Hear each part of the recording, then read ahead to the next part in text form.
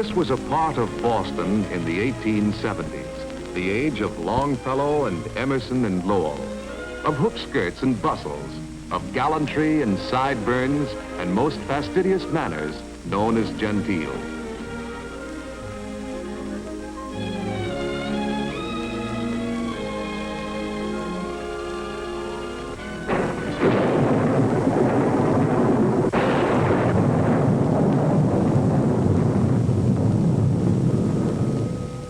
The Morse telegraph, just reaching our furthermost boundaries, was a common tool in Boston, the most familiar forerunner of the electric age. But still, this was the gaslight era.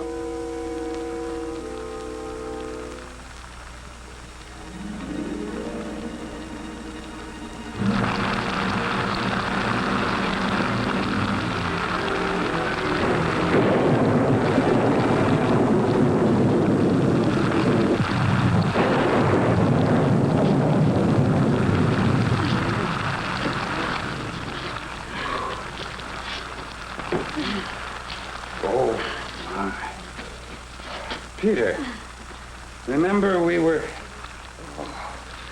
reading today about the speed of light and the speed of sound? Much faster, much faster. Oh, light is so fast that we see the lightning almost exactly when it happens. But what about the noise it makes, the thunder? That's a lot slower. That's right. Thunder, the sound of lightning, comes to us at about 1,000 feet a second. So with a little arithmetic, you can tell from that how far away the lightning is. You know how? We'd just as soon not know how close it is, eh, Sonny? How can you tell? As simple as 1, 2, 3. When the lightning flashes, count the seconds until the thunder comes. A second equals 1,000 feet. There. 1, 2, 3, 4. Peter, 4 seconds away, so... 4 times 1,000. Good. So the lightning was?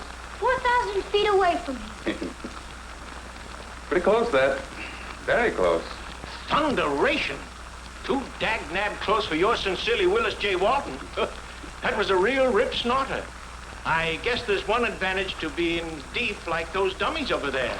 They haven't been scared. Just look at them chattering away. There are no advantages I can think of to being deaf.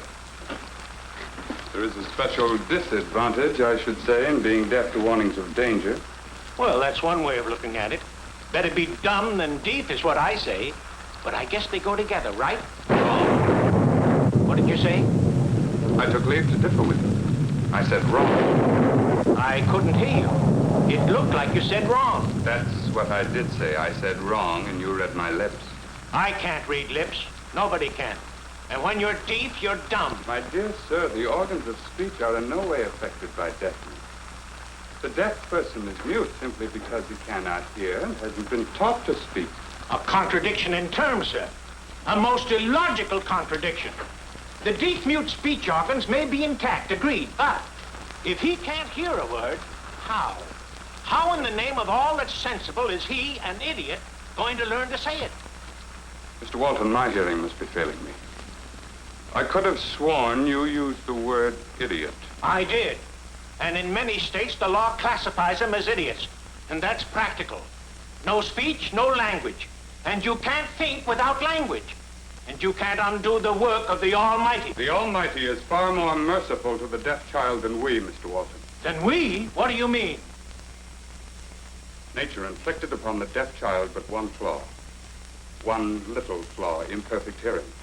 But we deny him speech by not teaching him to speak. And language by not teaching him to read. Sentimental balderdash. Monumental poppycock. Good afternoon, Mr. Walton. Goodbye. Goodbye, you arithmetic scholar. He can't hear you, Mr. Walton. Can never hear you. He's deaf. He was born deaf. Well, for goodness sakes. Who was that with the deaf boy? Him? Bell's the name. Professor Alexander Graham Bell. Young for a professor, but they say he comes from a family of teachers and writers. Guess he got started early. A Scottish family, the Bells. They settled in Brantford, Canada. They teach people to talk, to talk clearly. All kinds of people, stuttering folks, children, and important people, too. Ministers and judges and political leaders. This young Bell's father, it said in the paper, publishes many books that go by thousands all over the world, even to China. Can you imagine teaching people to say their words just right? Bell now, he lectures at the university, and he teaches the deaf to speak with some kind of system his father invented. The deaf can't hear, but there's a deaf young lady here in Boston they say can understand speech very well. That's Miss Mabel Hubbard, daughter of Gardiner Green Hubbard. You've heard of Gardiner Hubbard, lawyer and street railway man. One of our great families, the Hubbards. Well, they say the way this Miss Hubbard can talk and understand is a wonder. I guess she understands young Professor Bell all right. If all those endearing young charms which I gaze on so fondly today were to change by tomorrow and fleet in my arms like fairy gifts fading away. Thou wouldst still be adored as this moment thou art. Good evening, sir. Did you know that if we had two pianos here and I struck this G, the G of the second instrument would sound? I suppose that second hypothetical piano could be made to play sympathetically the whole of Endearing Young Charm. Mabel, darling, I'm going to say a few serious words to this young man. Do you want to stay? I shall do some plain talking.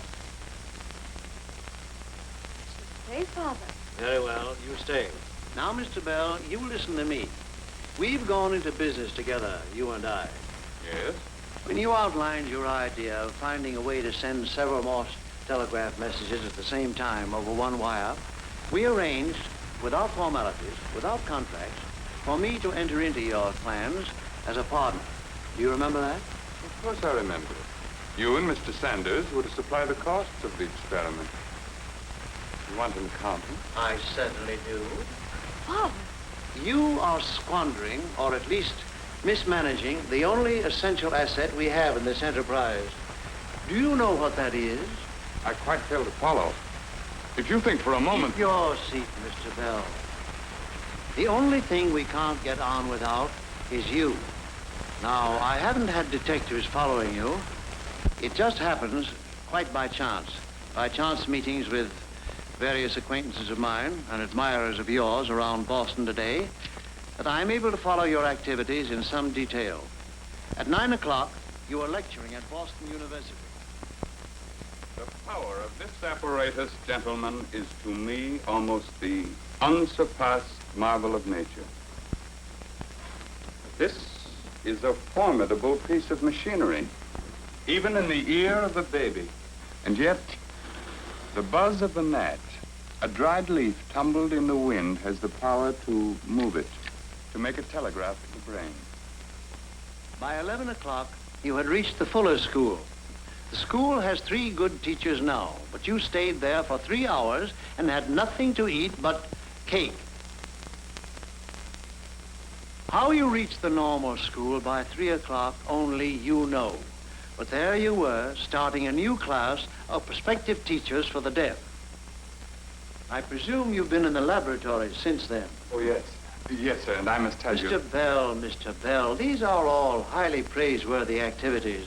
I wouldn't have you drop them forever, but you've gone into business. I realize that, but Gone into business with Tom Sanders and me to develop this new harmonic telegraph, a highly commercial and probably enriching enterprise. Remember?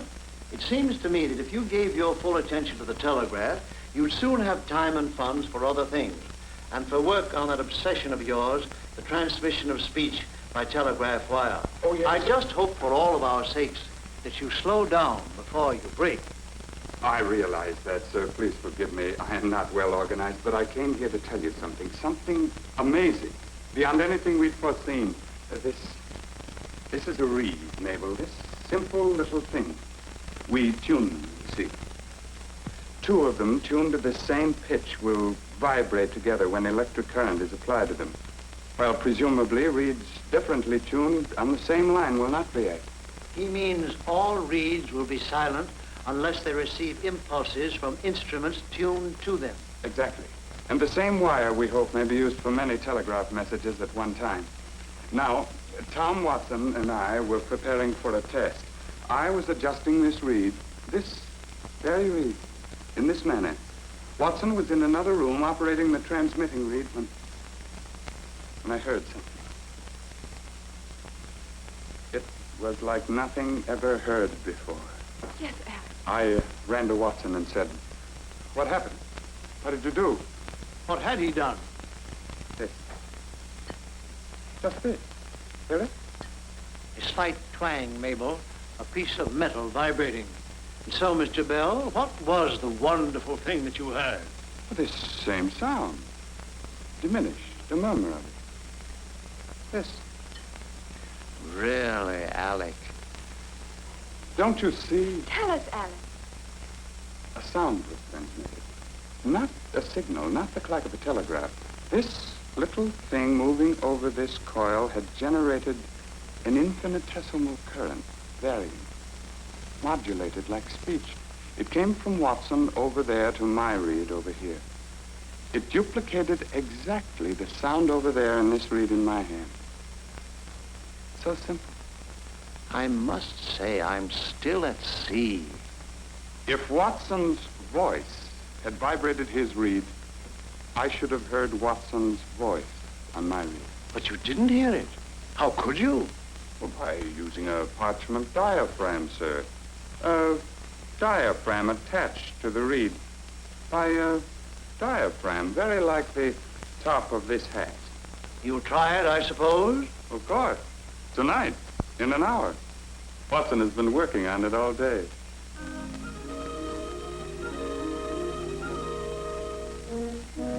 All shipshape, Mr. Watson?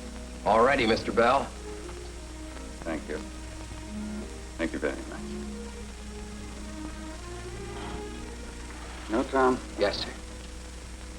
I should say something rather special. What if I can? Well, go to your post, my friend, and listen. Yes. Listen well. Yes, sir.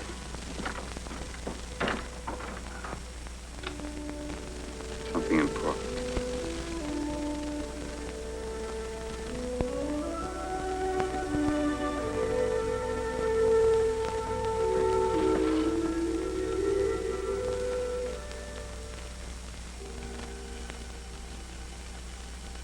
And let us pray that come it may, as come it will for all that.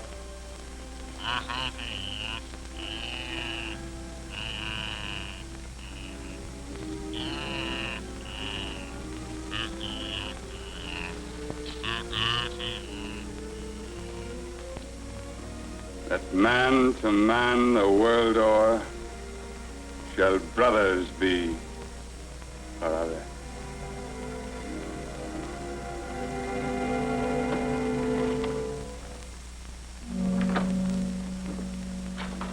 Well, Mr. Watson.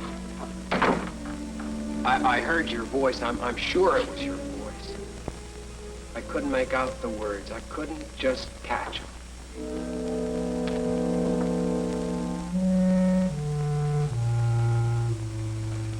Now, everyone may not know that this first telephone was scientifically correct in principle, and that the original instrument has worked many times since under more favorable conditions.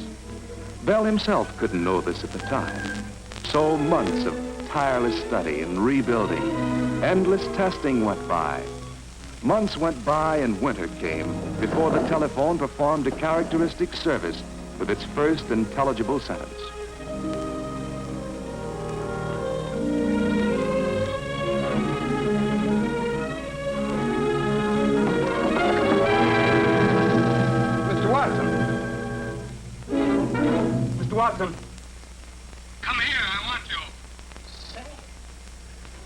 Mr. Bell.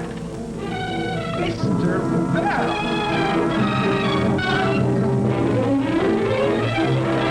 Bell, I heard every word you said distinctly. You were perfectly clear. I recognized your voice. You said, Mr. Watson, come here.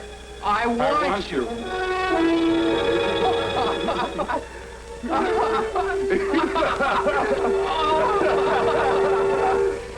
Well, Mr. Watson, I did want you.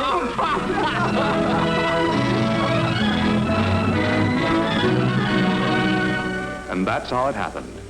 The telephone was a fact. But for all the acclaim of science, Bell still faced a skeptical business world that had to be shown the practical uses of the telephone. So he must perforce barnstorm with this great instrument of communication, hide his impatience, prove the obvious. He must have the good Watson serenade across the Hudson to the doubting Thomases of finance. From New Brunswick, New Jersey to New York, Watson serenaded the curious. I am the invisible Tom Watson. Everybody hears me. Nobody sees me.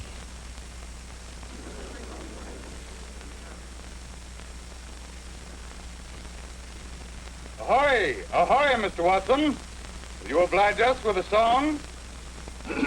All right.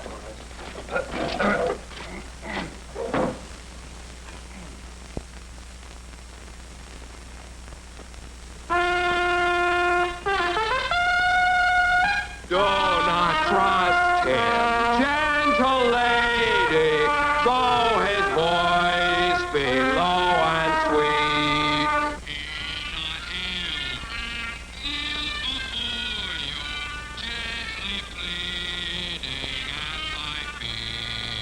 No, the life is in its morning, clouds not this, thy happy lot.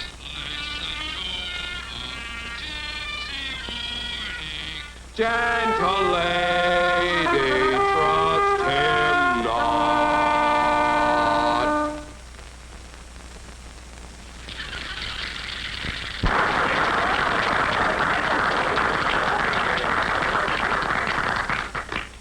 An amusing toy, ladies and gentlemen? I must confess I am a little weary of this circus sideshow phase of my work, a little impatient. I was in some haste to invent the telephone, for it has urgent work to do. Talks, sings, makes you laugh. Quite an entertainment, yes. But I want to see it buckle down and work. In my view of the future, the novelty will wear off. The instrument will be refined.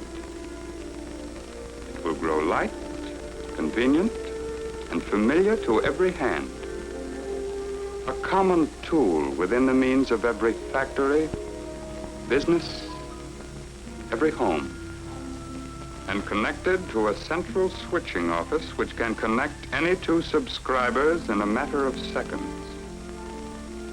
And then I see its lines and poles marching thousands of miles, connecting the head office of every city in the land to the head office of every other city. And then I see, perhaps in the next century, the tiniest, farthest hamlet woven into the wire fabric. Doctors summoned. Disasters met and overcome.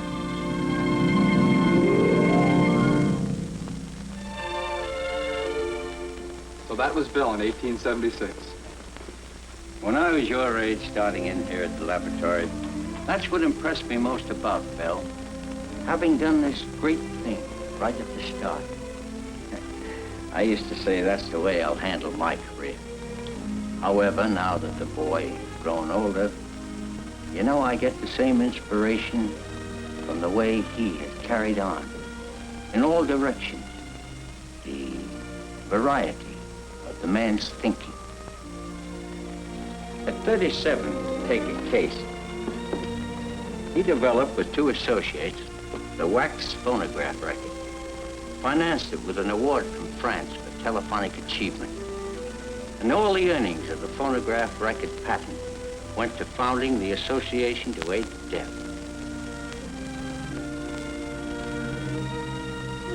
He initiated and extended the National Geographic Society's magazine. Reaches a lot of people now. And then the airplane. When Bell met Glenn Curtis and other aviation pioneers, it was much as your life was worth to back heavier than aircraft.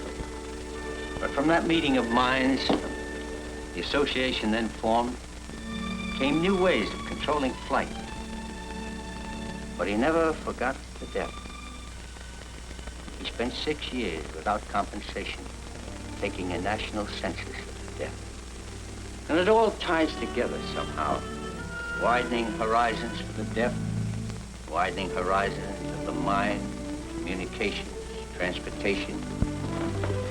Yes, you're lucky to be hearing him today. Lucky. He's 74 now.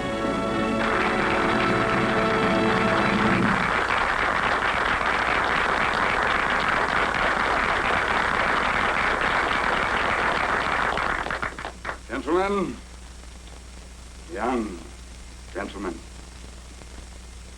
it was suggested when I was invited here that I speak to you, the laboratory's newest, youngest engineers, about the telephone. But to tell you the truth, I am sure that in your technical training you have learned more about the telephone than I ever shall know. Thousands of patents and procedures and devices have been added since last I concerned myself with it. And I must confess that I haven't kept track.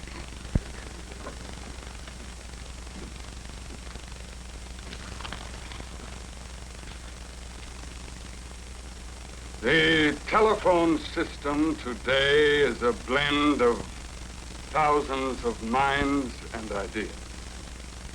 The first telephone also was a blend of many minds. No invention really can belong to one mind alone. Realize, gentlemen, there are no soloists, no prima donnas in science or engineering. One cannot learn enough alone. And I think it is this interdependence and the realization of it that tends to make science virtuous and not evil, harmonious and not discordant. Sometimes a junior scientist has fixed me with a jaundiced eye and charged, your generation has done it all. Everything is invented, finished. To this I say it to you, as long as man suffers and wants and wonders, science's work is hardly begun. No doubt, some young scientist at this moment is dreaming a dream or writing an equation which, within your lifetime, will tap some source of universal power and dwarf all our engines and dynamos. What should you work upon in the laboratory of the shop? Well, my ideas are limited. Such as they are, I do not hoard them. I take the liberty of offering a few examples. Years ago, using a substance whose resistance changes according to the light that falls upon it, I managed to telephone for a short distance without wires along a beam of sunlight. Perhaps there is for you to find a way to make the light that passes through motion picture film reproduce the voice with clarity and range. Further, I suggest that disasters such as the Titanic encountered in the North Atlantic are unnecessary. There is a means, if you can but find it, of utilizing the R.K.O. principle, so that a ship's bridge may see or feel or Here, an iceberg in time to change a ship's course.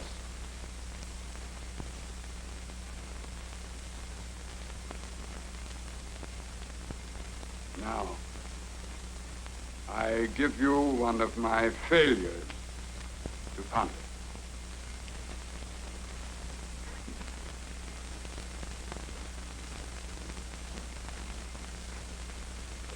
It has been very dear to me throughout my life. Before the telephone, I tried to build a device to record the human voice in visual and readable symbols. This, if you succeed, can have several practical applications. The immediate one will immeasurably benefit the deaf. You will understand why this means so much to me. By profession, by personal wish and instinct, I have always been a teacher of the deaf.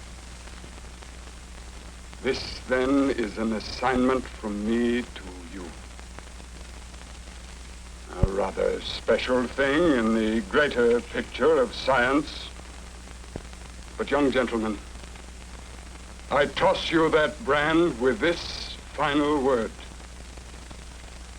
Do not neglect those obscure corners where men work to discover the unknown, to prove the intangible. For here is dawn coming up. Here is tomorrow.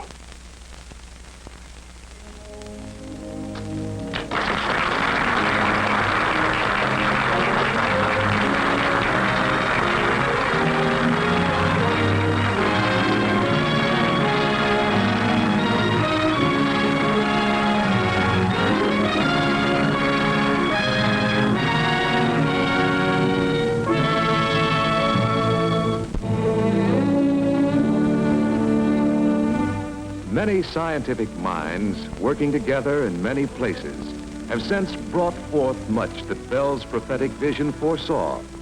The motion picture was given a voice. Radio and television were perfected. Life-saving mechanisms of sonar and radar were designed. They have succeeded, too, as he hoped they would, in turning spoken words into visible symbols that deaf children can learn to read as the words are spoken. In the laboratories that now bear his name, Bell's scientific heirs have taken a leading part over the years in the research that made all these things possible. Yet these are but eddies in the main channel of telephone research, as step by step we move toward the realization of Bell's early dream. His dream of a day when anyone, anywhere, can talk clearly and at a moment's notice with anyone, anywhere else.